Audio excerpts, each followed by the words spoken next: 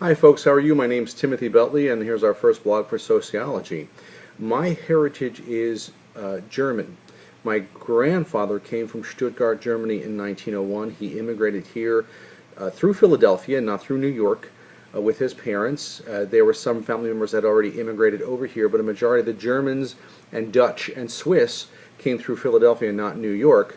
I was actually born in Germantown, Pennsylvania, which is a suburb of Philadelphia, which is still in Philadelphia proper, although.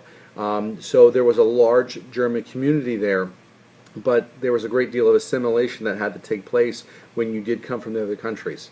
At any rate, that is my heritage. My grandfather had 14 siblings born into his family between 1901 and 1940.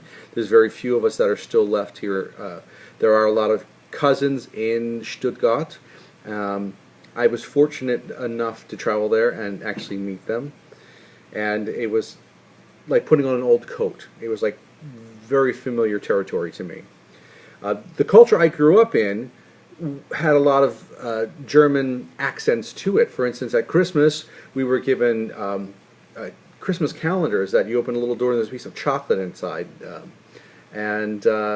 my grandfather used to love to burn little pine incense that they have in Germany. They still sell in the German markets today. Biologically, though, there are traits that have carried through our family that people can say are German. One is a short temper. I have a short temper. Everybody in my family has a short temper. And the rumor was it that all the weddings and funerals always ended up in a fist fight of some sort amongst all the brothers and cousins and aunts and uncles.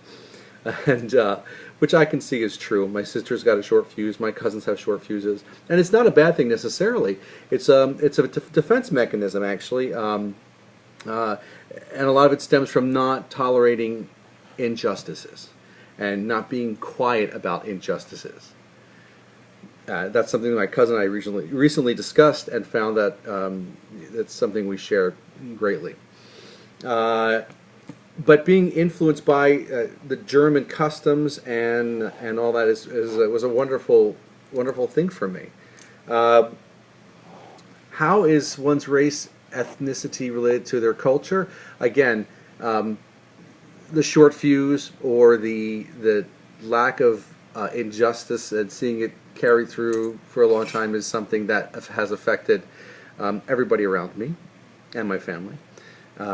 What important does art have on culture? Well, I like to look at the fact that in the German sense, there was a lot of German composers that actually were taught in Germany and then moved to this country and made a huge impact on musical theater, on opera, on different orchestrations, such as Pat Gilmore, the great Theodore, and John Philip Sousa, actually. John Philip Sousa was educated in Germany.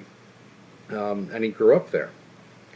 And as far as ethnic assimilation, the stories that I got from my grandparents, especially my grandfather, is when he got here, his first job as a young man was driving taxis in Philadelphia.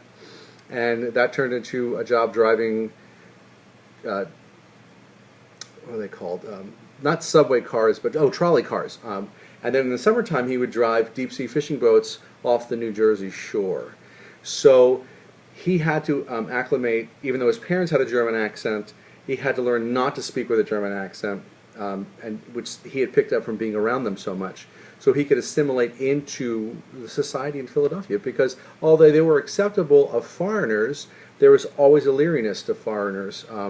I think everywhere, in every time period. Even now, I live in Osceola County, and I think 45% of our population now is Latino.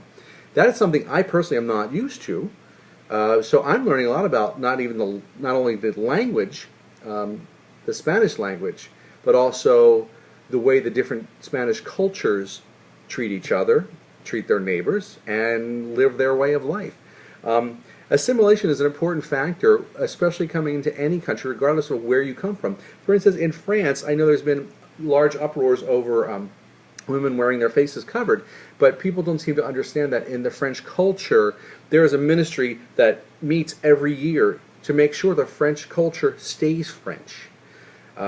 And I find that really interesting because you know, they don't want to lose their ways. They don't want their country to become a melting pot.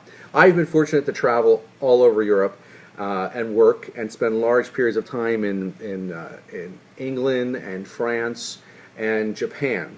And Japan by far was the most foreign culture I'd ever experienced because of the fact that their basic virtue in living is to not impose anything on anybody else. It's very interesting. That's all I have to say right now, and I hope you like this recording, and please ask questions. Thanks. Bye.